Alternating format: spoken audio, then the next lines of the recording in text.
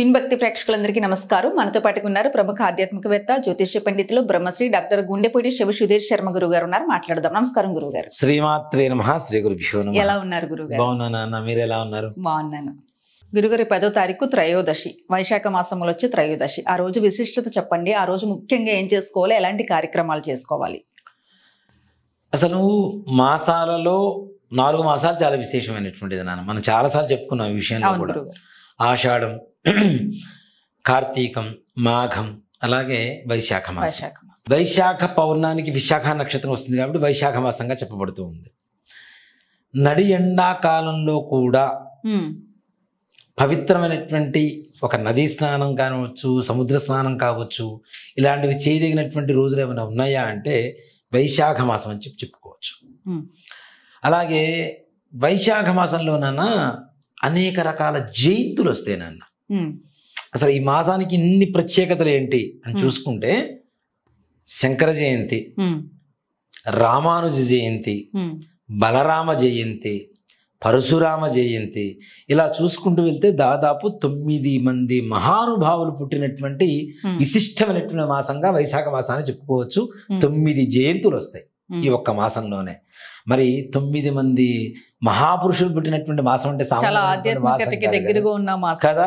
ఇది చాలా మంది ఏమనుకుంటారంటే సమ్మర్ వెకేషన్ అనుకుంటారు. ఇది సమ్మర్ వెకేషన్ కాదు, అసలు మహానుభావుల వెకేషన్ అని చెప్తా. వాళ్ళందరూ ఇదే మాసంలో పుట్టడం ద్వారా ఈ మాసానికి అత్యంత పవిత్రత చేకూరింది. చాలా విశేషమైనటువంటి మాసంగా మనకి పురాణాల్లో కూడాను మనకి మాఘ పురాణం చెప్తాం, కార్తీక పురాణం చెప్తాం, అలాగే ఆషాఢ మాసంలో మనం విష్ణు పురాణం చెప్తాం. అలాగే ముఖ్యంగా నాన్న వైశాఖ మాసంలో విశాఖ పురాణం కూడా ఉంటుంది. వైశాఖ పురాణం అంటే మనకి 18 పురాణాల్లో ఒక పురాణం. ఈ వైశాఖ మాసంలో ప్రతి ఒక్కరూ కూడాను, అంటే దీన్ని కూడా నేను ఒక సైంటిఫిక్ రీజన్గా తీసుకుంటాను అన్న. అంటే నా ఆలోచన ప్రకారం తప్పనిసరిగా గుళ్ళల్లో ఉండండి అని ఎందుకు చెప్తారు, పురాణం ఎందుకు వినాలి, ఎందుకు రోజు గుడికి వెళ్ళాలి, గుళ్ళోని ఎక్కువ సమయాన్ని ఎందుకు కేటాయించాలి అంటే పూర్వకాలంలో ప్రతి దేవాలయం కూడా రాతి కట్టడాలే మన దేవాలయాలు. అవునా?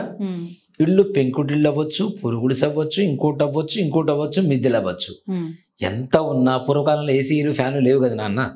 అవునా?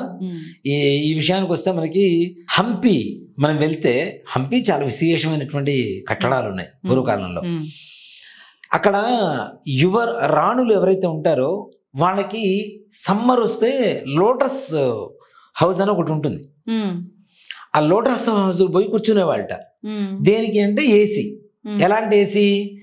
ఒక గోడల్లో ప్రతి దాంట్లో కూడా మట్టితో తయారు చేసినటువంటి పైపులు అమర్చారు మొత్తం. నేను వెళ్ళి చూశాను అన్నది. మట్టితో అమర్చినటువంటి పైపులు మొత్తం ప్రతి గోడలో మొత్తం అన్ని చోట్ల అమర్చారు. ఈ పైపు తీసుకెళ్ళి ఒక బావి దగ్గర కనెక్ట్ చేశారు. బావి దగ్గర కొంతమంది జనాలు ఇట్లా పట్టి ఇట్లా తిప్పుతూ ఉంటారు. బావిలో నీళ్లు ఆ పైపుల్లోకి వెళ్ళిపోతూ ఉంటాయి. పైపుల్లోకి వెళ్ళిపోయిన తర్వాత ఆ మహల్ మొత్తం చల్లగా తయారైపోయి ఏసీ లాగా తయారవుతుంది. అప్పట్లో ఏసీ మహల్స్ అవి. మరి ఎలక్ట్రికల్ ఏసీ చూడండి.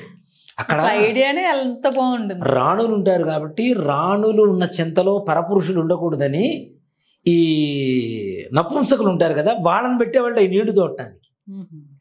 మళ్ళీ వాళ్ళు కాపలా ఉండేవాళ్ళుట. ఇప్పటికీ అక్కడికి పోతే చల్లగా ఉంటుంది వాతావరణం. పెద్ద బావి అదంతా కూడా కనపడుతూ ఉంటుంది. మరి అందరికీ ఈ రకమైనటువంటి ఏసీలు చేసుకోవడం కష్టం కదా ఇళ్లలో.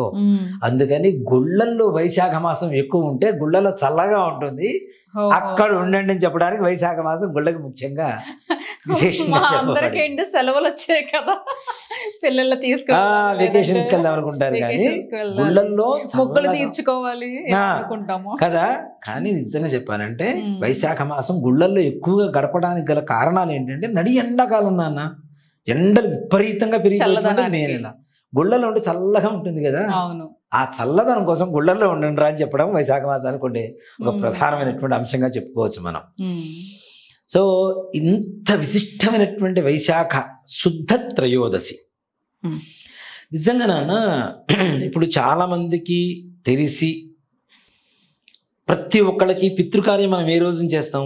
అమావాస్య రోజున చేస్తాం. అలాగే ఒక మహానుభావుడు నన్ను ఈ మధ్య ఒక ఎద్దేవ చేస్తూ ఒక మాట మాట్లాడాడు. శుభగ్రహమైనటువంటి గురువును కూడా పితృదోష కారకాల్లో కలిపారు అని.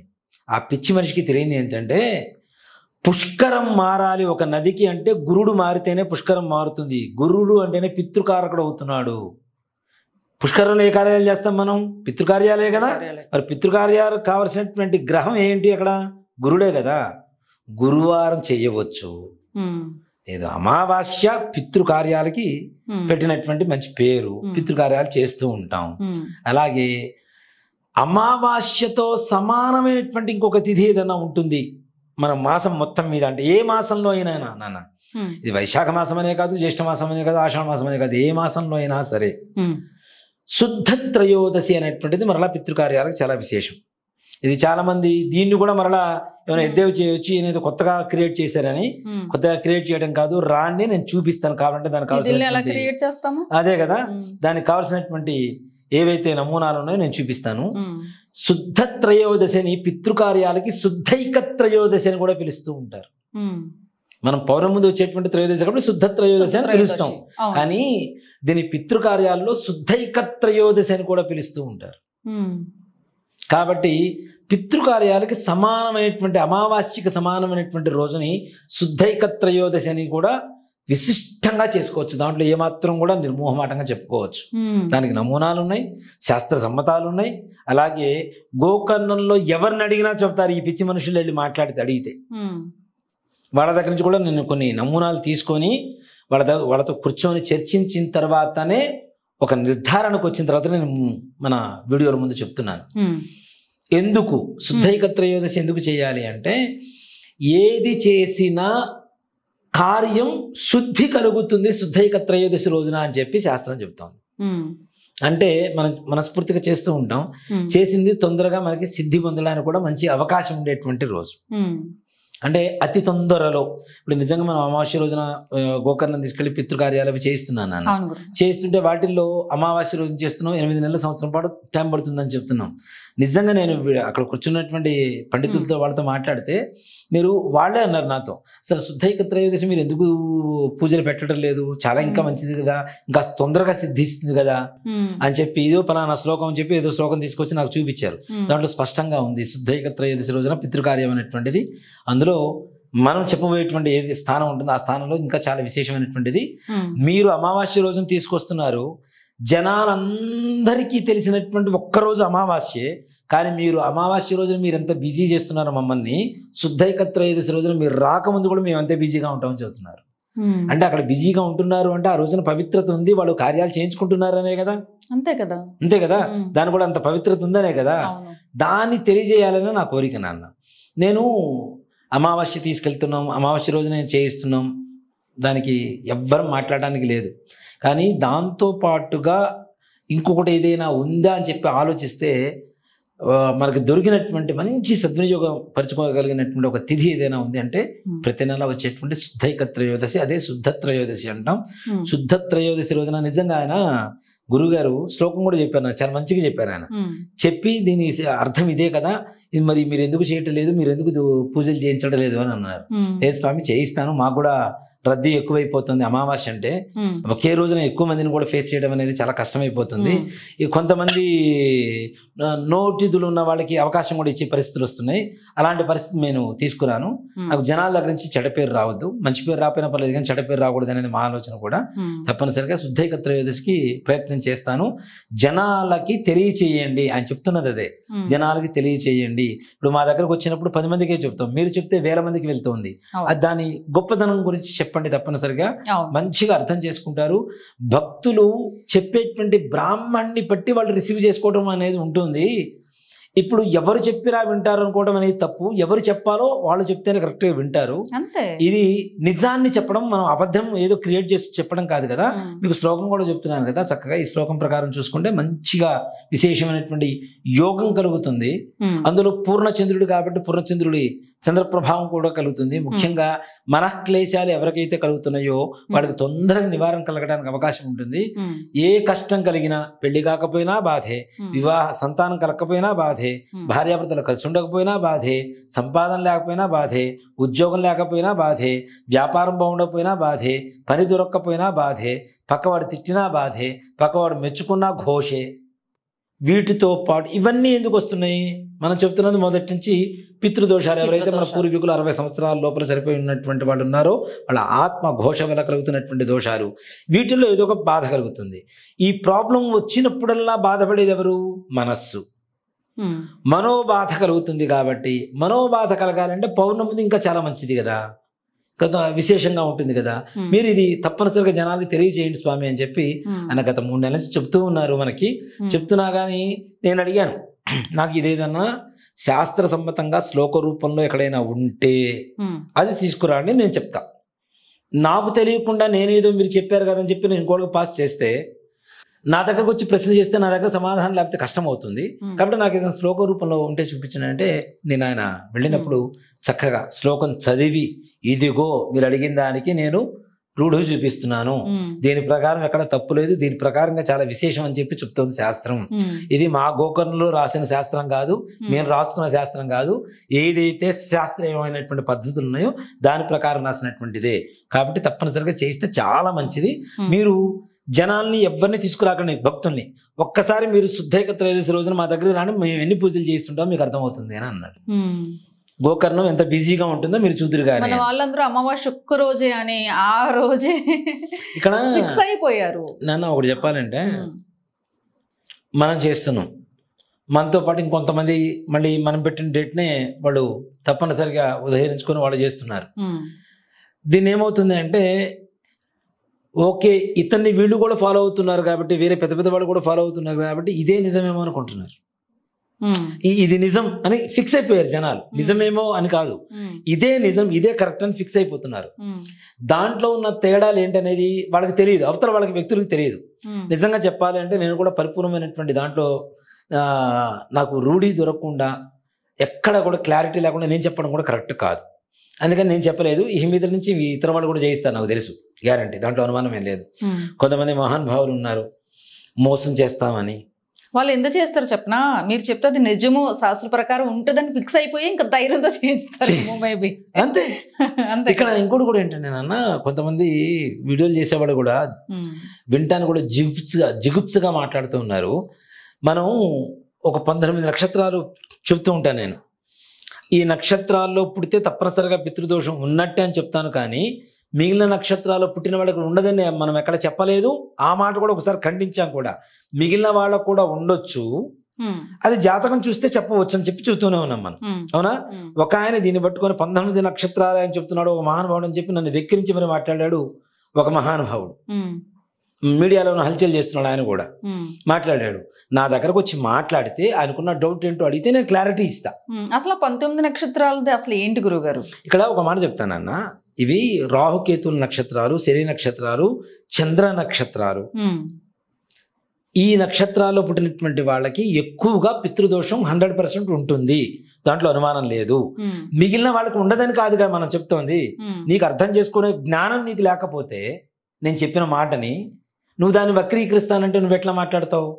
నీకు నేను చెప్పిన మాటని అర్థం చేసుకునే జ్ఞానమే లేనటువంటి అజ్ఞానివు నువ్వు నా గురించి ఎట్లా మాట్లాడతావు వేరే వీడియోలోకి వెళ్ళి? అసలు ఎదురు బ్రాహ్మణుడి గురించి మాట్లాడేటువంటి జ్ఞానం నీ దగ్గర మాట్లాడకూడదన్న జ్ఞానం మరి మీరెట్లా మాట్లాడారని నన్ను అనొచ్చు. నన్ను అంటే నా వైపు వేలెత్తి చూపిస్తే సమాధానం చెప్పాల్సిన బాధ్యత నాది. దేనికంటే లేకపోతే నేను తప్పు చేసినట్టే, అంతే కదా. నేను తప్పును సమర్థించుకోవటలా, నేను చేసింది తప్పు కాదని చెప్తున్నా. ఇది ఒక్కళ్ళు కాదు, 10 మంది దగ్గరికి వెళ్ళేటువంటి విషయం కాదు. కాబట్టి ఇప్పుడు నా ఒక్కడిని మాట్లాడితే సుధీర్ వెధవ అని చెప్పమనండి, ఓకే నేను వెధవని పక్కన వెళ్ళిపోతా. ఒక శాస్త్రాన్ని ఒక విషయాన్ని చెప్తున్నప్పుడు, నేను చెప్తున్న మాట నీకు అర్థం కానప్పుడు, నువ్వు అర్థం చేసుకోలేనటువంటి జ్ఞానం నీకు లేనప్పుడు నువ్వు ఎట్లా మాట్లాడతావు నా గురించి? 19 నక్షత్రాలు పుడితే తప్పనిసరిగా ఉంటుంది. మిగిలిన నక్షత్రాల్లో పుట్టిన వాళ్ళకి జాతకం చూసి చెప్పవలసిందే, తప్పనిసరిగా ఉందా లేదా అనేటువంటిది. గురుగ్రహం మారితే పుష్కరం మారుతుంది. పుష్కరంలో చేసేది పితృకార్యాలు, పితృకారకుడు గురుడు అన్న విషయం కూడా తెలియనటువంటి నువ్వు నా గురించి ప్రశ్నిస్తే నేనేం చెప్పాను నీకు? అవునా? అది కూడా తప్పే కదా నాన్న. నీకు తెలిసిందే జ్ఞానం అనుకోకు. నేనున్నానన్న, నాకంటే అతి చిన్న వయసు వాడు ఏదైనా శ్లోకం చదువుతుంటే వింటా. దేనికంటే దాంట్లో ఏముందో నాకు తెలియాల్సింది. నేను నిత్య విద్యార్థిగానే ఉంటా, నిత్యం విద్యార్థిగానే ఉంటాను. నాకు ఎవరితో శత్రుత్వం పెట్టుకోవాలి. బట్ నన్ను శత్రువుగా ఎంచితే మాత్రం నేను ఊరుకోను. నేను ఎందుకు ఊరుకోవాలి నా తప్పు లేనప్పుడు? నిజంగా వాళ్ళు చెప్పిన దానికి నేను నోరు మూసుకొని కూర్చొని ఉంటే నేను తప్పు చేసినట్టు అందరి ముందు ఒప్పుకున్నట్టే, నా తల వంచేసినట్టే కదా. నేను చిన్నవాళ్ళ దగ్గర తల వంచుతానని చెప్తున్న వాడిని తప్పు చేయనప్పుడు ఎక్కడా వంచకూడదు. అది కూడా కరెక్టే కదా. మరి నీకు అర్థం చేసుకునేటువంటి జ్ఞానం ముందు సంపాదించుకో. నాతో పాటు రా, తప్పనిసరిగా నీకు కూడా మోక్షనారాయణ బరి చేయిస్తా. జ్ఞానం రావాలని పరమేశ్వరుని మహాబలేశ్వరుని పరిపూర్ణంగా కోరుకుంటా. నేను ఎదురువాడు చెప్పేది పూర్తిగా వినాలి, విని దాంట్లో వాడు ఏం చెప్పాడన్న విషయాన్ని అర్థం చేసుకొని, సర్వజనులు అర్థం చేసుకునేంత మాత్రం కూడా నువ్వు అర్థం చేసుకోలేకపోతే ఇంకా నువ్వేంటి నేనేంటి కదా. ఇంకోటి కూడా, మేం మాత్రమే సుశాస్త్రీయంగా చేయిస్తాము, నేను 2013 సంవత్సరం నుంచి జనాలు తీసుకుని వెళ్తున్నాను అని చెప్పిన వాడివి 2023 కిరణ్ టీవీలో నాది మొట్టమొదటి వీడియో రిలీజ్ అవ్వకముందు నువ్వేం చేసావు? 10 సంవత్సరాలు ఏం చేసావు నువ్వు జనాలకి? మరి నువ్వు చేసిన ద్రోహం కాదా? ఎంత ద్రోహం చేసావు? జనాలు తీసుకొచ్చి కూర్చోబెట్టి మాట్లాడించినా 10 సంవత్సరాలు నువ్వేం చేసావు? మరి నీకు కమర్షియాలిటీ ఒక్కసారికి ఏదో దెబ్బతినేసరికి ఎదుటి వాళ్ళ మీద ఎక్కసి వచ్చేసి మాట్లాడతావు. అది తప్పు కదా, అవునా? నేను 2023లో నేను ఫస్ట్ వీడియో రిలీజ్ చేశా. మోక్షనారాయణ బలి ఇలా ఉంటుంది, పితృదోషాలు ఉంటాయి, ఇలా ఉంటాయని చెప్పి. అప్పుడే తెలిసింది యాక్చువల్ గా ఈ ప్రాబ్లం కి అసలు ఇది ఒక సొల్యూషన్ ఉంటుందని. మరి 2013 నుంచి తీసుకెళ్తున్నావు, నువ్వేం చేసావు?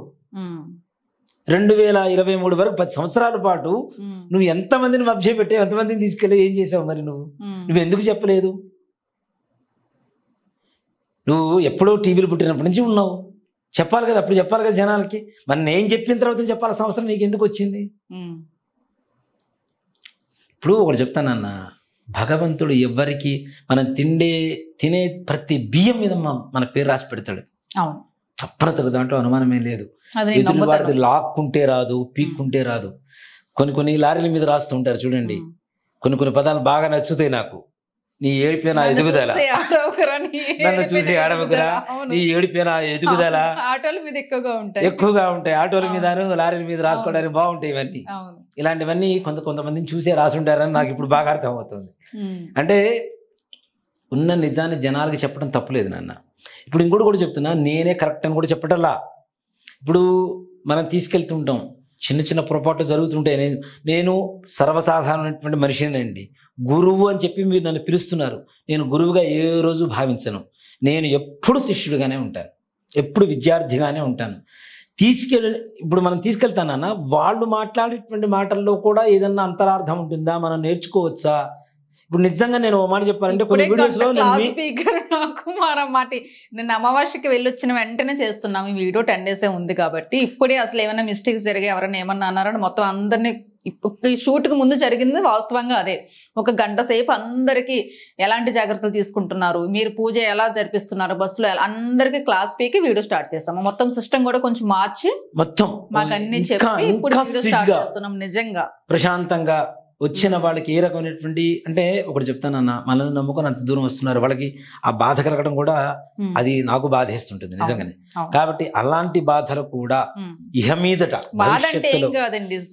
బస్సులో ఏసీ తక్కువ వస్తుంది, కొంచెం టాయిలెట్స్ కదా ఎక్కువసేపు ఆపట్లేదు, ఎక్కువసేపు ఆపితే మళ్ళీ మనకి లేట్ అవుతుంది, ఇలాంటి ప్రాబ్లమ్స్ అంతే. పూజకు సంబంధించి అలాంటి పూజకు సంబంధించింది కాదు నాన్న. ఇక్కడ మెయిన్ ఏమవుతుందంటే, గురుగారు ఒక ఫ్యామిలీలో 4-5 members ఒక ట్రిప్ అనుకుని వెళితే 4-5 members లో కూడా అలాంటి కామన్ గా జరుగుతాయి. ఒక్క నిమిషం కూడా వెయిట్ చేయలేకపోతే కష్టం కదా నాన్న. ఒక్క నిమిషం, 5 నిమిషాలు వెయిట్ చేస్తే పోయేదేం లేదు కదా. మనం దేవుడి దగ్గరకు వచ్చి స్థాయి చూపించుకోవాల్సిన అవసరం లేదు కదా. ఎప్పుడు అన్యదా శరణం నాస్తి త్వమేవ శరణం మమ తస్మాత్ కారుణ్య భావేన రక్ష పరమేశ్వర అని చెప్పి తల ఉంచి మనం చెప్తూనే ఉన్నాం కదా. కాబట్టి అంటే ఎదురు వాళ్ళ గురించి నేను ఎందుకు మాట్లాడుతున్నానంటే నాన్న, వాళ్ళు అర్థం చేసుకోకపోగా జనాలని అపార్థం చేసుకునేటువంటి దారిలోకి తీసుకెళ్తున్నారు కాబట్టి ముందుగా చెప్తున్నాను. అర్థం చేసుకునేటువంటి జనాలు అర్థం చేసుకుంటున్నారు నాన్న. సర్వసాధారణంగా వేదము, శాస్త్రము, జ్యోతిష్యము ఇట్లాంటివి ఏవి తెలియనటువంటి సర్వసాధారణమైనటువంటి వ్యక్తులు అర్థమవుతుంది. అన్నీ తెలిసిన మీకెందుకు అర్థం కాదు? మీరు విద్య ఉంది. నిజంగా ఒక మాట చెప్పాలంటే నేను చెప్తున్న వ్యక్తి అంటే కూడా నాకు చాలా గౌరవం. నేను చెప్తున్న వ్యక్తి గురించి కూడా నాకు అలా చెప్పడం కూడా నాకు బాధగానే ఉంటుంది. ఎందుకంటే సాటి బ్రాహ్మడు, నేను ఎవరిని నిందించాలన్న ఆలోచన లేదు. కానీ నేను చెప్తున్న దాంట్లో నా తప్పులు ఏంటో ఎత్తి చూపిస్తున్నప్పుడు నేను వాటి సరిదిద్దుకోవాలన్న ఆలోచన నాకు వస్తుంది. నిజంగా నా దగ్గర తప్పు లేదు అన్నప్పుడు మీరు అర్థం చేసుకోవడం తప్పని చెప్తున్నాను. అది అపార్థం అయ్యేలా జనాలకు చెప్పొద్దు. అందులో 19 నక్షత్రాలు చెప్పారు ఒక ఆయన ఉన్నారు, ఆయన దగ్గరికి వెళ్ళొద్దు, ఆయన అసలు కరెక్ట్ చేయించారు. ఇది నన్ను డైరెక్ట్ టార్గెట్ చేసి చెప్తున్నారు. నన్ను డైరెక్ట్ టార్గెట్ చేసినప్పుడు నేను చేయడంలో తప్పులేదు కదా, అంతే కదా. నేను టార్గెట్ చేయటంలా ఉన్న నిజం చెప్తున్నా. మీరు అపోహలు కల్పిస్తున్నారు కదా, అపోహలు కాదు ఇది నిజం చెప్తున్నా నేను. నిజం చెప్పడం వేరు, అపోహ కల్పించడం వేరు. మీరు అపోహలో ఉండి ఏదంటే పచ్చకామెరలు వచ్చిన వాళ్ళందరికీ లోకం మొత్తం పచ్చగా కనపడిందని మీరు అపోహలో ఉంటే జనాన్ని అపోహలోకి నెట్టొద్దు. నెట్టి అట్లా జనాల్ని తప్పుదారి పట్టించొద్దు కదా. ఇప్పుడు ఇంతమంది నమ్ముతున్నారు అంటే భగవంతుడు దయ, అది పరమేశ్వరుడు అనుగ్రహం. నేను ఒక ఆయన వచ్చారు, నిజం కాబట్టే అంత అనుగ్రహం కలుగుతుంది. నేను ఆయన అదే చెప్తున్నారు. ఆయన స్వామి మీరు చెప్పే విధానం ఒకటి, మీ ముఖంలో ఉన్నటువంటి ఒక వర్చస్సు ఒకటి, మీరు టీవీ కూడా స్క్రీన్ కూడా మంచిగా ఆంతారు స్వామి, మంచిగా అందంగా ఉంటారు స్వామి. మీరు చెప్పడం మీ అమ్మగారి పోలిక అనుకుంటా. మీరు చెప్పే విధానం చాలా బాగుంటుంది, ప్రతి ఒక్క పాయింట్ మైండ్కి ఎక్కుతుంది. చాలామంది చాలా రకాలు చెప్తున్నా సరే మేము ఓవరాల్గా మీ ఒక్క వీడియోనే చూడం కదా స్వామి, 10 మంది వీడియోలు చూసినా మళ్ళీ మీ వెంటే వస్తున్నాము అంటే దానికి గల కారణాలు ఏంటి? ముఖ్యంగా మీరు చెప్తున్న విధానం ఏదైతే ఉందో ఇక్కడికి తీసుకొచ్చిన తర్వాత ప్రతి ఒక్కళ్ళని రెస్పెక్ట్ చేస్తూ వాళ్ళకు ఉండేటువంటి బాధల్ని బట్టి వీళ్ళని ముందు తీసుకెళ్ళండి. వీళ్ళకి హార్ట్ ప్రాబ్లం ఉంది, ఫస్ట్ వీళ్ళకి చేయించండి. వీళ్ళకి బీపీ ఉంది, ముందు వీళ్ళని తీసుకెళ్ళండి. వీళ్ళకి షుగర్ ఉంది, వీళ్ళు పెద్దవాళ్ళు, వీళ్ళని తీసుకెళ్ళి కూర్చోబెట్టండి. వీళ్ళు టిఫిన్ చేయలేదు, వీళ్ళని తీసుకెళ్ళి కూర్చోబెట్టండి అని చెప్పి మీరు పర్సనల్గా ఇంట్రెస్ట్ తీసుకొని ప్రతి ఒక్కళ్ళతో మాట్లాడి, తిన్నారా, టిఫిన్ చేశారా, పూజ బాగా జరిగిందా, దర్శనం చేసుకున్నారా, బస్సు ఎలా ఉంది, ఎలాంటి ఇబ్బందులు కలుగుతున్నాయి మీకు, మా వాళ్ళు ఏమన్నా రూడ్గా మాట్లాడుతున్నారా, ఇలా ప్రతి ఒక్కటి మీరు తెలుసుకుంటున్నారు. ఇంత పర్సనల్గా ఎవరు చేయరు స్వామి, అది మీకు నిజంగా శ్రీరామ రక్షగా నిలుస్తుంది. ఇప్పుడు వచ్చిన 100 మందిలో ఒకళ్ళు ఇద్దరు ఏదో వేరే రకంగా మాట్లాడేటువంటి స్వభావం ఉండొచ్చు కాక, కానీ 100 మంది 100 రకాల మెంటాలిటీ. మీరు పూజ చేయించిన తర్వాత మీతో మాట్లాడిన తర్వాత ఆ ఫీలింగ్ మొత్తం పోతుంది స్వామి. మీరు మాట్లాడే విధానం వేరే ఉంటుంది. నిజంగా ఆ పూజ కానీ మీరు మాట్లాడే విధానం కానీ మాకు చాలా సంతోషకరంగా ఉంటుంది అన్న. నిజంగానే అది నాకు మా తల్లిదండ్రులు ఇచ్చినటువంటి అనుగ్రహంగా భావిస్తాను, మహాబలేశ్వరుడు ఇచ్చినటువంటి అనుగ్రహంగా భావిస్తాను. కాబట్టి ఈ శుద్ధైక త్రయోదశి రోజున కూడా మనకు ఉండేటువంటి పితృదోషాలు, స్త్రీశాపాలు, బ్రహ్మత్యాది పాతకాలు, వీటి వల్ల కలిగేటువంటి ఏవైతే కష్టాలు, నిజంగా మనిషికి ఉండేటువంటి ఏ రకమైనటువంటి కష్టమైనా చెప్పొచ్చు నాన్న, అది ఇదని కూడా కాదు, ఏదైనా చెప్పుకోవచ్చు. పిల్లలు పుట్టకపోవటం, పుట్టిన పిల్లలు ఆరోగ్యంగా ఉండకపోవటం, పెళ్ళిళ్ళు కాకపోవటం, ఉద్యోగాలు రాకపోవటం, వ్యాపారం బాగుండకపోవటం, భార్యాభర్తలు అన్యోన్యంగా ఉండలేకపోవటం, ఇంట్లో అనేక రకాలైనటువంటి మానసికమైనటువంటి అస్థిమితలు రావడం, ఇల్లు కొనుక్కోవాలనుకున్న వాళ్ళు కొనుక్కోలేకపోవటం, సగం కట్టి ఆపేసేయటం, అడ్వాన్సులు కట్టి క్యాన్సిల్ చేసుకోవటం, ఇంట్లో ఉన్న చిన్న చిన్న కోరికలు కూడా తీర్చుకోలేనటువంటి ఒక దుస్థితిలోకి దిగజారిపోవటం, చేస్తున్నటువంటి వ్యాపారం అమాంతంగా నేలమట్టం అయిపోతూ ఉంటుంది. మంచి ఉద్యోగంలో చేస్తూ ఉంటాడు, ఏదో ఒక సస్పెండ్ అయిపోతూ ఉంటాడు. అంటే చేసుకున్నటువంటి బుద్ధి కూడా మన కర్మానుసారంగానే నడుస్తుంటుంది. కాబట్టి అన్నిటినీ కూడాను ఏదైతే చదువుకున్న పిల్లలు చదువు రావాలి, మంచి ఉద్యోగాలు రావాలి, ప్రమోషన్స్ రావాలి, మంచి అమెరికా వెళ్ళాలనుకునేటువంటి, విదేశాలు వెళ్ళాలనుకునేటువంటి పిల్లలు కూడా చాలామంది చాలాసార్లు ప్రయత్నిస్తుంటారు, విఫలం అయిపోతుంటారు. చివరికి వచ్చేసరికి అంతా ఒకే పోతుంది, డబ్బులు లేకపోవటము, డబ్బులు ఉన్నప్పుడు వీసాలు రాకపోవటము. ఇప్పుడు డబ్బుకి వీసాకి సంబంధం లేదు కదా నాన్న, అక్కడ రికమెండేషన్లు పనికిరావు, వాళ్ళు ఇస్తే మనం తీసుకోవాలి. ఇవి కూడా యోగాల కిందకే వస్తూ ఉంటాయి. కాబట్టి ఇలాంటి వాటికి ముఖ్యంగా ఈ దోషాలు పోవాలి అంటే, ఈ దోషాలు కలిగేదే, ఇలాంటి ప్రాబ్లమ్స్ కలిగేదే మనకి పితృదోషాలు, స్త్రీ శాపాలు, బ్రహ్మత్యాది పాతకాలు, గోహత్య, బ్రహ్మహత్య, అలాగే సర్ప వధలు, జంతు వధలు, వృక్ష వధలు. నేను ఒక ఆయన అడిగాడు నన్ను గోకర్ణ వచ్చినప్పుడు, స్వామి మేము మా చిన్నప్పుడు మా ఇంట్లో పెద్ద పెద్ద చెట్లు ఉండేవి, రావి చెట్టు, వేప చెట్టు 2 కలిసి ఉండేవి, మా నాన్నగారు కొట్టించిన 3 నెలల్లో చనిపోయారు స్వామి ఆయన. అంటే రావి చెట్టు అశ్వత్థ వృక్షం, వేప చెట్టు అంటే లక్ష్మీదేవి, మహాలక్ష్మీదేవి, లక్ష్మీనారాయణ కలయికని ఆయన కొట్టించారు. అట్లాంటివి కూడా దోషాల కిందకే వస్తాయి.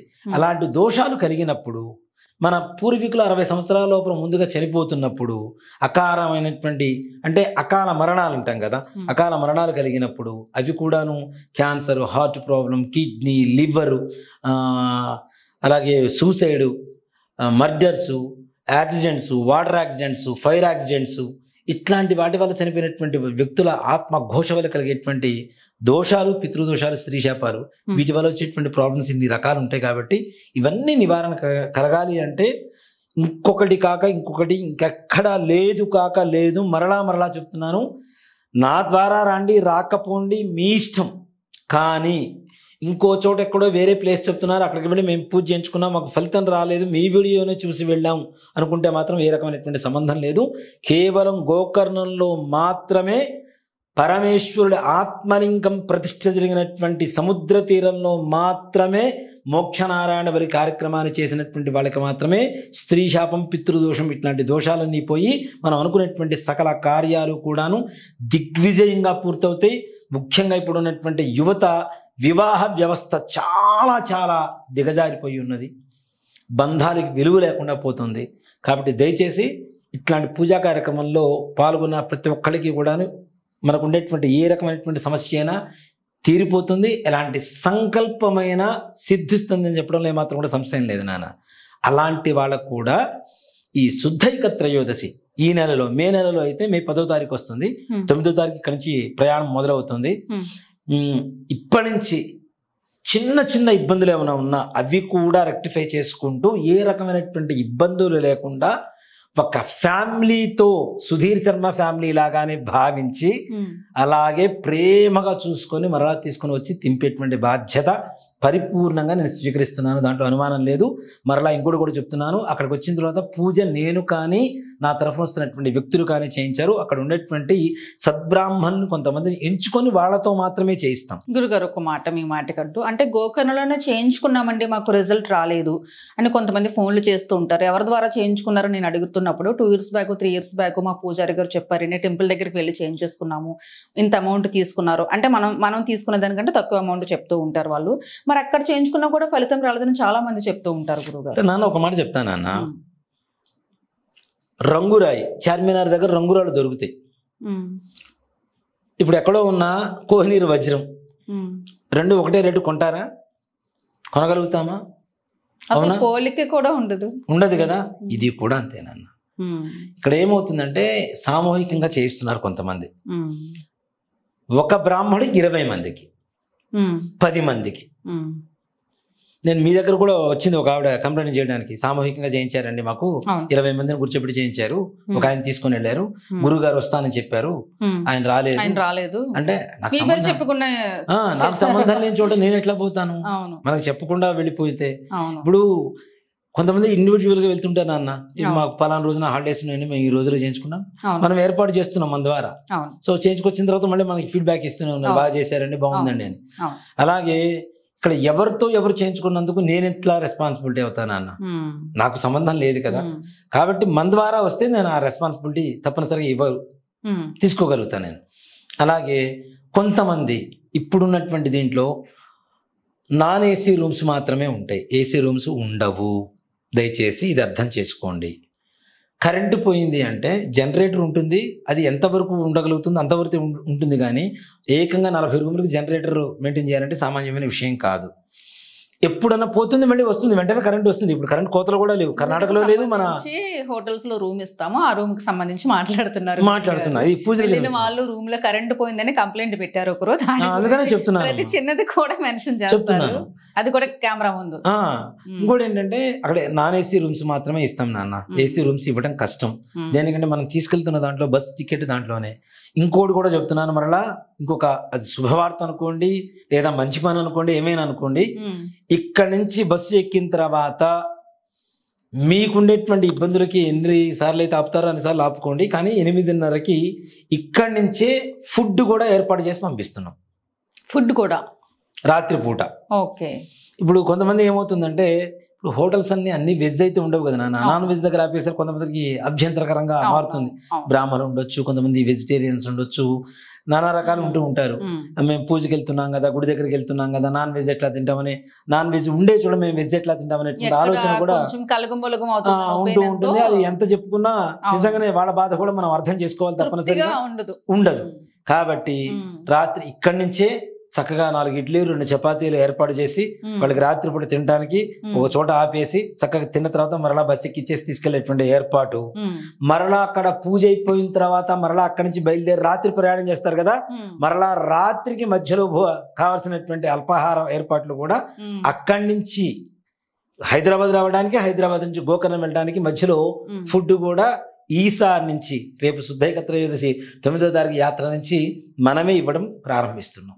ఈ కార్యక్రమం కూడా శుద్ధి చేస్తుంది. త్రయోదశి నుంచి మొదలు పెడుతున్నాం కాబట్టి అమ్మయ్య జర్నీలో ఫుడ్ ఉండదు అని చెప్పే అవసరం ఉండదు, ఇంకెవరికి ఉండదు, ఏ రకమైనటువంటి సమస్య లేదు. అది కూడా మనమే తీసుకుందాం. నాన్న ఒక్కటే నాన్న, అందరూ ఆనందంగా వెళ్ళాలి, ఆనందంగా రావాలి, అది ఒక్కడే మన ప్రయత్నం, అంత మించేం లేదు. నిన్న కొంతమంది చెప్పారు నాన్న, వాళ్ళు చెప్పిన మాటలకి ఇంకోటి గర్వం ఎక్కుతుందేమో, నాకు ఆనందంగా అనిపించింది. గురుగారు ఇంతమంది పాపకర్మలు పోగొడుతున్నారు, నిజంగా మీకు శతకోటి నమస్కారాలు గురుగారు. నేను మీకు మెసేజ్లు కూడా చూపిస్తాను అన్న, శతకోటి నమస్కారాలు. చాలా మంది చెప్తూ ఉంటారు ఫోన్ చేసి, ఇంత మంచి పని చేస్తున్నారు, ఎంత బాగా చేస్తున్నారు. ఇంత పర్సనల్ గా ఎవ్వరు తీసుకోరు గురుగారు, వచ్చిన వాళ్ళని మీరు పోయి పూజించుకొని రాని పంపిస్తూ ఉంటారు. మీరు ప్రతి ఒక్కరిని పర్సనల్ గా తీసుకొని పలకరిస్తున్నారు, ఎవరికన్నా ప్రాబ్లం ఉన్నా ఎవరికి ఎలా సమాధానం చెప్పాలో అలా సమాధానం చెప్పుకుంటూ వస్తున్నారు, సమాధాన పరుస్తున్నారు. నేను ఒక ఆయన బస్ దిగాని గట్టి కేకలేసేసారు. అదే ఆయన పూజ అయిపోయిన తర్వాత డన్ బాగా పూజ చేయించారు స్వామి అని చెప్పుకొచ్చారు. నేను పూజ దగ్గరికి వెళ్ళి పలకరిస్తా అందరినీ. ఒకవేళ వాళ్ళు తల వంచుకొని ఉన్నా నేను వెళ్ళి భుజం తట్టి స్వామి బాగా జరుగుతుందా, ఓకే అన్న తర్వాతనే పక్కకు వస్తుంది. నిన్న ఒకరికి పూజ చేయిస్తున్నారు, ఆవిడికి అంటే కొంచెం ఫాస్ట్గా చేయిస్తున్నారట, అది నచ్చలేదు. గురుగారు నాకు కొంచెం స్లోగా చెప్పరా అని అన్నారు. ఏం చేశానో తెలుసా నాన్న, పూజ చేయించుకున్నాను, ఒక 10 నిమిషాలు పూజ పూర్తి అవుతుంది కదా, నేను మాట్లాడతాను అన్నా. పూజ పూర్తి అయిపోయింది, మళ్ళీ ఇంకో బ్రాహ్మణ కూర్చోబెట్టి మళ్ళీ పూజ, మళ్ళీ 2.5 గంటలు మళ్ళీ పూజ చేయించాను. అంతకుమించి కేర్ ఏం తీసుకుంటానన్నా మనం, వాళ్ళకి అసంతృప్తికరంగా ఉంది అంటే అప్పటికప్పుడు చెప్తే అక్కడ ఉన్న దాంట్లో అవకాశం ఎంత వరకు ఉంటుందో అంత వరకు గురుగారు కరెక్ట్ గా చెప్తారు అందరికి, దాంట్లో అనుమానం లేదు. మళ్ళీ కూర్చోబెట్టి చేయించానన్నా, అమ్మాయి ఏంది చాలా బాగా చేయించారు గురుగారు, థ్యాంక్ యూ. ఆయన మొదట్లో చెప్పేటప్పుడు నాకు భాష అర్థం కాలేదు, అంటే తెలుగుదేశం ఆయన తీసుకొచ్చి కూర్చోబెట్టి మళ్ళీ చేయించండి స్వామి మీరు చేయించండి అంటే మళ్ళీ చేయించాడు ఆయన. మళ్ళీ 2.5 hours, ఈవినింగ్ 5:30 అయింది, పూజ అయిపోయింది. అట్లా పూజ జరుగుతుందనే ముఖ్య కారణంగా మనతో పాటు వస్తుంది, అంతే ఆ పూజ కోసమే. సో కాబట్టి ఏ రకమైనటువంటి కంగారు పడాల్సిన అవసరం లేదు. ఫుడ్ కూడా మేమే ప్రొవైడ్ చేస్తున్నాం, వచ్చేటప్పుడు వెళ్ళేటప్పుడు అక్కడికి వెళ్ళిన తర్వాత. సో కాబట్టి ఈ ఖర్చులు కూడా మీకు తగ్గిస్తూ, ఖర్చు గురించేనే కాదు, మీకు పవిత్రతతో ఒక రకమైనటువంటి మంచి ఆహారం పెట్టాలన్న ఒక ఆలోచన. నిజంగా చెప్తున్నా, ఇక్కడ నేను వండించేది బ్రాహ్మణులతోనే వండిస్తున్నాను. అక్కడ కూడా ఎవరైతే మనకు పూజ చేస్తున్నారో వాళ్ళ వంట వాళ్ళు బ్రాహ్మణులు ఎవరైతే ఉంటారో వాళ్ళతోనే వంట చేయించి మరీ తీసుకొని వస్తున్నాం. నా తరపు నుంచి థ్యాంక్స్ గురుగారు. అది ఇంకా మొత్తం అసలు ఏమి అవసరం ఉండదు, ఇంకా ఏముండదు. వాళ్ళు తెచ్చుకునే వస్త్రాలు, ఒక కొబ్బరికాయ, 2 నిమ్మకాయలు, ఒక 1/4 kg నల్ల నువ్వులు, 1/4 kg ఆవు నెయ్యి, కట్టుకోవడానికి కొత్త వస్త్రం ఒకటి, ఇవి తెచ్చుకోవాలి తప్పనిసరిగా. కొంచెం ఇంకాస్త ఏదన్నా మెరుగుపరిచేటువంటి సూచనలు ఉంటే తప్పనిసరిగా ఫోన్ చేసి చెప్పండి. మెరుగుపరుచుకోవడానికి మీరు చెప్తే మేము వినేదండి అనేటువంటి పరిస్థితుల్లో మేము లేము. తప్పనిసరిగా ఎవరు చెప్పినా దాంట్లో ఉండేటువంటి మంచిని తీసుకోవడానికి మా టీం అంతా ఎప్పుడు సదా మీ సేవలో సిద్ధంగా ఉంటాం. మనందరం ఒకటే కదా, అందరం సిద్ధంగా ఉంటాం. సూచనలు ఇవ్వడం తప్పు కాదండి, అస్సలు తప్పు కాదు. ఎవరికి ఏదైనా ఇబ్బంది కలిగింది దాంట్లో సూచన చెప్తే తప్పే ఉందమ్మా, అవునా? ఇలా ఇబ్బంది పడ్డామంటే నెక్స్ట్ టైం చూసి అది కంప్లైంట్ గా తీసుకోవద్దు. మనం సూచన, మనకి నిజంగా వాళ్ళు మన మంచి కోరుతున్నారు కాబట్టి మనకు చెప్తున్నారు. లేకపోతే పక్క పోయి 10 తిట్టుకోవచ్చు. మనతో చెప్తున్నారు అంటే మన మీద కంప్లైంట్ కాదు, మన మీద ప్రేమ, మన మీద గౌరవం, మన మీద భక్తి, మనం పడుతున్నటువంటి కష్టానికి. నిన్న చూస్తే ఏ ఒక్కళ్ళ షర్ట్ చూసినా మొత్తం చెడుతోనే తడిసిపోయింది. మా టీం మొత్తం 8 మంది ఉంటే 8 మందికి తిరుగుతూనే ఉన్నాం 4 చోట్లకి, అటు ఇటు మొత్తం తిరుగుతూనే ఉన్నాం. సామూహికంగా చేయిస్తే తక్కువే తీసుకుంటారు నాన్న, దాని ఏముంది. ఇప్పుడు 10 మంది, అవునా, 10 మంది చేయిస్తే 10 మంది ఒకే ఆయనకి ఇస్తే ఆయనకి ఎక్కువ అమౌంట్ వస్తుంది కదా, ఒక్కడికే వస్తుంది కదా. మరి అదే ఎవరికి వాళ్ళకి బ్రాహ్మణులు కూర్చోబెట్టి చేస్తే తేడా వస్తుందా రాదా? ఖచ్చితంగా వస్తుంది. అవునా? ఆ చివరన కూర్చున్న వాడికి తండ్రి పేరేంటిరా, పితృపితామహి ప్రపితామహేనా, మీ తాతగారి పేరు అనగానే పక్కవాడు బరిగాడు అనుకోండి, వాళ్ళ నాన్నగారి శ్రార్థం వీడు పెడుతున్నట్ట, వీళ్ళ నాన్నగారి శ్రార్థం పక్కవాడు పెడుతున్నట్ట. ఒక క్లారిటీ అనేది ఉండాలి, చేయించుకోపోతేనే బెటర్. అది ఇంకా ఒక రకమైన ఫీలింగ్, ఒక క్లారిటీ ఉండాలి కదా. ఒకేసారి చేస్తాం కదా, ఆ క్లారిటీ కోసం జీవితంలో చేసేది ఒక్కసారి శ్రద్ధతో చేసేటువంటి కార్యక్రమం శ్రార్థం అంటాం. అలాంటి శ్రద్ధతో మనం చేయగలిగితే తప్పనిసరిగా దాని పరిపూర్ణమైనటువంటి అనుగ్రహం వస్తుంది. చిన్న చిన్న ఇబ్బందులు ఉంటే ఏది ఉన్నా సరే మా దృష్టికి తీసుకురాండి దయచేసి, మేము తప్పనిసరిగా వాటిని రెక్టిఫై చేయడానికి ముందు ఉంటాం.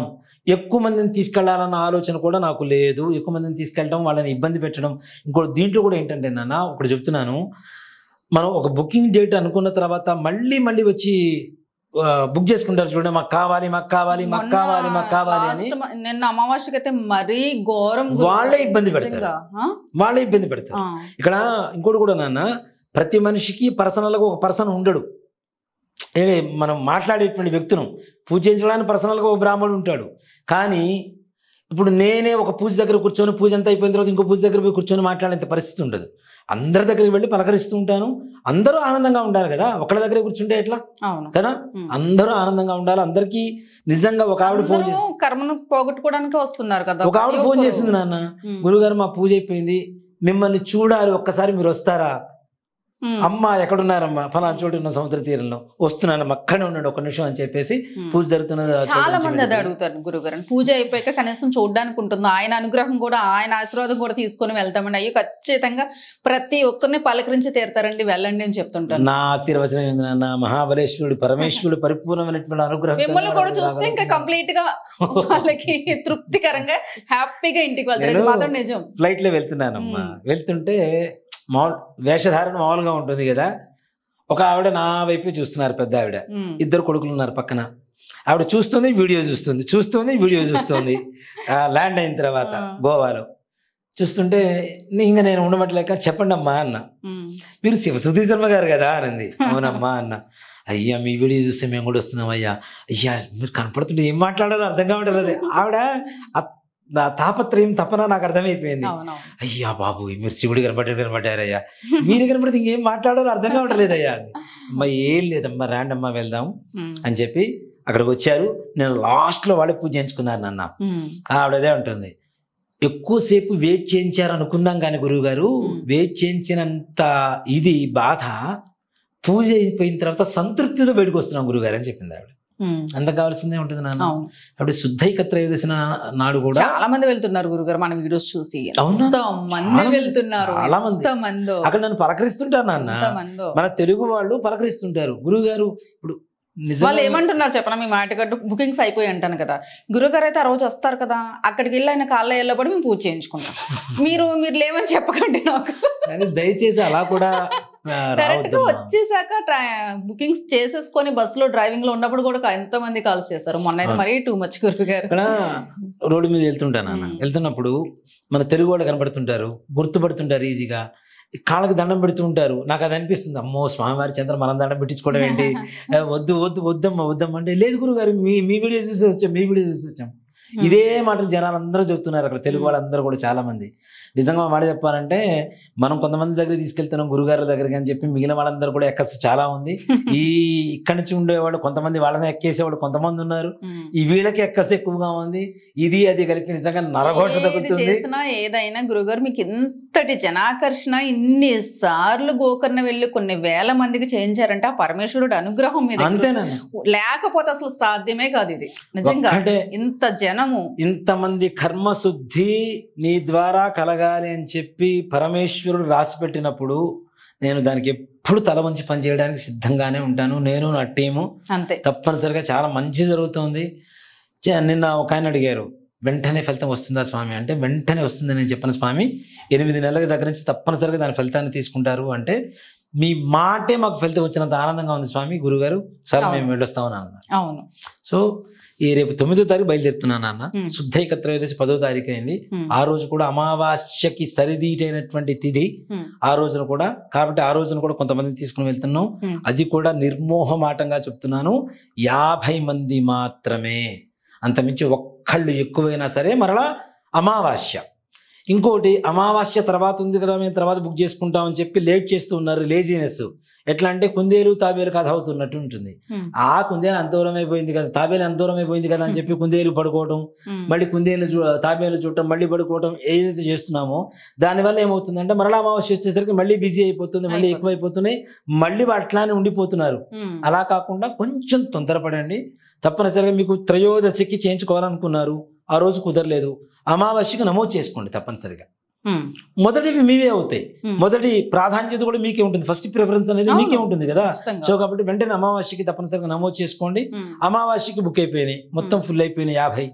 అక్కడ నుంచి మళ్ళీ శుద్ధ త్రయోదశి కరెక్ట్ గా 11 రోజులు ఉంటుంది. ఎవ్రీ మంత్ 2 టైమ్స్ ఉంటుంది కాబట్టి ఎప్పుడు వీలైతే అప్పుడు ముందు నమోదు అయితే చేయించుకోండి. 12 రోజులు ఉంటుంది. ఇంకోటి కూడా మరలా దీంట్లో నిర్మోహమాటంగా చెప్పాలనుకున్న మాట కూడా, ఒక్కసారి టికెట్ బుక్ చేసుకున్న తర్వాత టికెట్లు క్యాన్సిల్ చేసుకోవద్దు. ఒకళ్ళు వస్తా ఉంటే ఒకళ్ళే రండి, ఇద్దరు వస్తా ఉంటే ఇద్దరే రండి, ముగ్గురు వస్తా ఉంటే ముగ్గురే రండి. అప్పటికప్పుడు టికెట్లు బుక్ చేయడం వల్ల ఒక బస్సుకి ఇచ్చేటువంటి ఛార్జ్ మొత్తం మన మీదే భారం పడుతుంది. అమౌంట్ ని ఎంత మందికి నేను ఏ రకంగా ఇస్తున్నాను అనేది మీరు అర్థం చేసుకోండి. 8 మంది ఒక టీం ఉంటుంది, 8 మంది టీంకి ఇవ్వాలి, అక్కడ చేస్తున్న పురోహితులకు ఇవ్వాలి, ట్రావెలింగ్ నా ట్రావెలింగ్ ఉంది. నిజంగా నేను ఏం చేస్తానంటే వంట చేసే వాళ్ళు ఉంటారు, ఇంతమంది భోజనం వడ్డిస్తారు, వడ్డించి అందరికీ డబ్బులు ఇచ్చేస్తా. అందరికి అక్కడ వడ్డించి బ్రాహ్మణులు ఉంటారు, వాళ్ళందరికీ డబ్బులు ఇచ్చేస్తా. పని వాళ్ళు ఉంటారు, వీళ్ళ గిన్నెలు తోమేటువంటి వాళ్ళు, వాళ్ళకు కూడా డబ్బులు ఇచ్చేసి వస్తా. వాళ్ళు అదే చెప్తారు, చాలా మంది గురువులు వస్తుంటారు వెళ్ళిపోతుంటారు అండి, మమ్మల్ని ఇంత ప్రేమగా చూసేవాళ్ళు ఎవరు ఉండరు, పిలిచి మరీ ఇస్తారు మీరు. ఇప్పుడు రూమ్స్ ఇస్తారు, రూమ్స్ ఇచ్చే లాడ్జీలో ఉండే పిల్లలు ఉంటారు కదా, వాళ్ళకు కూడా పిలిచిస్తాం. 3 ఉంటారు వాళ్ళ 3, వడ్డిచ్చే వాళ్ళు 5, వంట చేసేవాళ్ళు 3, పని వాళ్ళు 3, అందరికీ డబ్బులు ఇచ్చేసి వస్తా.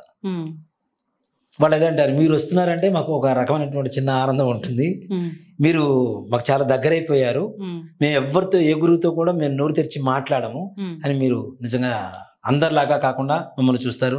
సో కాబట్టి ఇలా ఇంతమందికి ఇచ్చుకుంటూ ఇచ్చేసే దీంట్లో మీ అందరి పుణ్యమేనండి. ఇంతకు ఇస్తున్నారంటే ఇంతమంది తింటున్నటువంటి వాళ్ళ పుణ్యం కూడా మీకు కలుగుతుంది. అంతేకాకుండా మనం చేసేటువంటి పూజల్లో వచ్చేటువంటి డబ్బును గురువు గారు కూడా కొంత అమౌంట్ తీసి అక్కడ అన్నదానానికి, దేవాలయం గడపడానికి కావాల్సినటువంటి సదుపాయాలకి వాటి కూడా ఖర్చు పెడుతూ ఉంటారు. దాంట్లో కలిగేటువంటి పుణ్యం కూడా మనకు తప్పనిసరిగా మనం ఇచ్చేటువంటి రూపాయలు 2 రూపాయలు ఎంతో కొంత పుణ్యం మనకైతే తప్పనిసరిగా దక్కుతుంది. కాబట్టి దీన్ని అర్థం చేసుకోండి. వచ్చే ఆదాయం తీసి పక్కన పెడితే నెత్తిన భారం పడుతుంటే కష్టం అవుతూ ఉంటుంది. కాబట్టి టికెట్ బుక్ చేసుకుంటే దాన్ని ఫిక్స్ అవ్వండి. మరలా క్యాన్సిలేషన్ 2 రోజుల ముందు 3 రోజుల ముందు మాత్రం చెప్పొద్దు. ఎందుకంటే మనం కనీసం ఒక 4-5 రోజుల ముందుగానే బస్సులు బుక్ చేసి పెట్టేస్తాం. బుక్ చేసి వాళ్ళకి అమౌంట్లు ఇచ్చిన తర్వాత బస్సులు క్యాన్సిల్ అవ్వాలంటే అవ్వవు.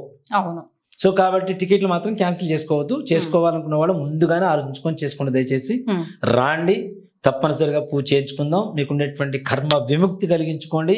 అనుకున్న సకల కార్యాలు దిగ్విజయంగా పూర్తయ్యేలా పరమేశ్వరుడి పరిపూర్ణ అనుగ్రహ కృపాకటాక్ష వీక్షణలు మీకు మాకు మన అందరి యందు ఉండాలని పరమేశ్వరుని మనస్ఫూర్తిగా ప్రార్థిస్తాను. మీ అనుగ్రహం, ఆ శివుడి అనుగ్రహం ప్రతి ఒక్కరి మీద ఖచ్చితంగా ఉంటుంది గురుగారు. మిమ్మల్ని చూస్తేనే వాళ్ళెవరో అన్నారని చెప్పారు, సగం భారం దిగిపోతుంది ఏ మనిషికైనా. నిన్న మాత్రం చాలా టఫ్ అయిపోయింది. నాకు బాగా తిరిగి చూశారు కదా, నా ముఖాన్ని ఎప్పుడు మామూలుగా చూసేటువంటి జనాలు ఈ వీటితో చూస్తున్నారు. అంత చెమట, అంత ఇది ఇబ్బంది అయినా సరే తిరిగాం, చేసాం, ఆనందంగా వచ్చాం. ఇహ మీదట ఏ రకమైనటువంటి ఇబ్బందులు కూడా కలగకుండా తప్పనిసరిగా, ఇబ్బంది అనే మాట లేదు కానీ ఒకవేళ పొరపాటున చిన్న చిన్న ఇబ్బందులు కలిగినా దీన్ని ఎదురు వాళ్ళు ప్లస్ చేసుకునే పరిస్థితి లోపలే మీకుండేటువంటి బాధల్ని మైనస్ చేసేటువంటి బాధ్యత నేను తీసుకుంటాను. మీరు తీసుకుంటారా? తప్పనిసరిగా. నిజంగా రేపు మళ్ళీ 10వ తారీఖున ఉందంటే నేను హ్యాపీ పర్సనల్ గా. ఎందుకంటే అమావాస్యకి ఎక్కువైపోతే అంటే నా నోటితో నేనే లేదండి రావద్దండి అని చెప్తుంటే నాకు ఒక సార్ అయితే నిజంగా గురుగారు నాకు ఫస్ట్ టైం ఒక 4-5 months బ్యాక్ బాధ అనిపించింది. మళ్ళీ మొన్న లాస్ట్ అమావాస్యకి చాలా బాధ అనిపించింది. ప్రతి ఒక్కరిని వద్దు వద్దు వద్దు వద్దు వద్దు అని చెప్తాను. నేనెవరిని వద్దని చెప్పడానికన్నా ఫీలింగ్ మీ దగ్గర నా దగ్గర పాజిటివ్ వైబ్స్ ఉంటాయి, నెగిటివ్ వైబ్స్ ఉండవు. లేదు, కాదు, రాదు, ఈ 3 మాటలు మన దగ్గర నుంచి రావడానికి కష్టం. అది చెప్పాలంటే మనసు చంపుకొని చెప్పాల్సి వస్తుంది. అదొక కష్టమో, మళ్ళీ దేవుడి దగ్గరికి వద్దంటున్నానని సెంటిమెంట్ ఏమో నాకు ఎక్కువ, అదొక బాధ. ఎంత మంది అండి, దయచేసి అసలు ఎవ్వరు ఏమి అనుకోద్ది. ఇబ్బంది పడతారు. అసలు లిమిట్ లేదు గురువుగారు, అసలు కరాకంటే వద్దని చెప్పారు కాబట్టి ఫోన్లు కూడా లిఫ్ట్ చేయలేదు గురువుగారు. నేను ఎవ్వరికి కూడా ఈ బుకింగ్స్ కూడా అటెంప్ట్ చేయలేదు అసలు. బుకింగ్స్ కూడా 7వ తారీఖు వరకు పెట్టండి. 7వ తారీఖు అంతే అంటున్నాం కానీ గురుగారు కరెక్ట్ గా 7వ తారీఖునే కాల్ చేస్తున్నారు. వద్దు 7వ తారీఖు రేపు కూడా చెప్పండి. 7వ తారీఖు కాదు, మొట్టమొదటి 50 కాల్స్ ఏవైతే ఉంటాయో ఎవరైతే నమోదు చేసుకుంటారో చేయట్లేదు మేము, వాళ్ళకు మాత్రమే ఉంటుంది. 50 దాటిన తర్వాత అమావాస్యకి నమోదు చేసుకోవాల్సిందే. దాంట్లో ఏ మాత్రం ఎటువంటి మొహమాటం లేదు. ఎక్కువ మంది మేమొస్తాం అంటే ఇబ్బంది పడతారు. ఇబ్బంది పెట్టి మిమ్మల్ని పూజ చేయించడం, ఆ బాధకు గురి చేయడం అనేది నాకు అస్సలు ఇష్టం లేదు. దయచేసి గమనించండి. మీకోసమే, మీ మంచి కోసమే నేను మీ కుటుంబంలో ఒక కొడుగ్గా, ఒక తమ్ముడుగా చెప్తున్నా. దయచేసి అర్థం చేసుకోండి. 50 పూజల వరకు మాత్రమే తీసుకొని వెళ్తాము, అంతకుమించి వేరే పూజలు అయితే వద్దు. డేట్ కూడా మెన్షన్ చేయలేదు. ఆ డేట్ ఏ డేట్ అని నా మీద గొడవలకి వద్దు. అతి త్వరగా ఏదైనా నమోదు చేసుకోండి. అంతే. మంచి అవకాశం గురుగారు. నిజంగా మంత్లీ 2 times అంటే ఎక్కువ మందికి అవకాశం ఉంటుంది. చక్కగా ఈ మంత్ అంతా సమ్మర్ హాలిడేస్ కాబట్టి చక్కగా ఫ్యామిలీతో అందరూ హ్యాపీగా రావచ్చు. నమస్తే గురు. శ్రీమాత్రే నమః. శ్రీ గురుభ్యో నమః.